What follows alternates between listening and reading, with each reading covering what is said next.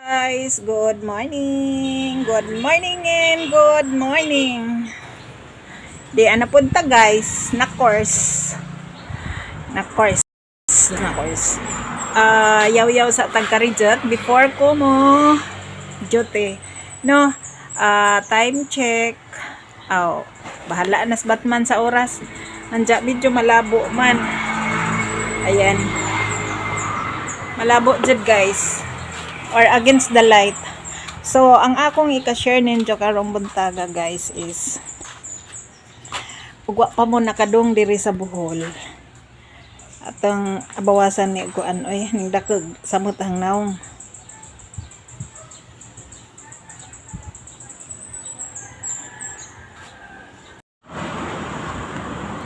Bruce. Bruce. Direk Bohol guys, dong na mo.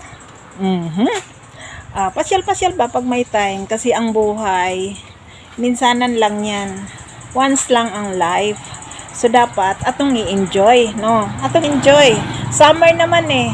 So ano pang ginagawa natin? Mag-book na tayo dito sa GM Travel and Tour, or maka-message mo na ako directly para ma-assess ko kayo, no?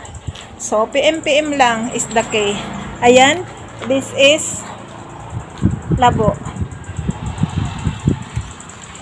Ayan, baliktad natin. Ilan yan? Bagong-bago nilang unit yan.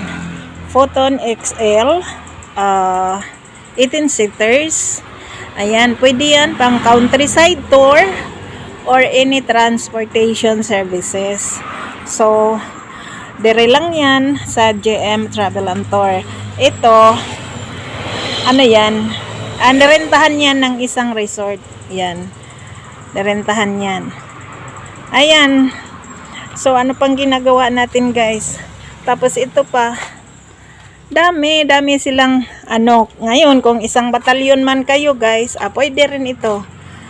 Coaster. Diba? 26 seaters.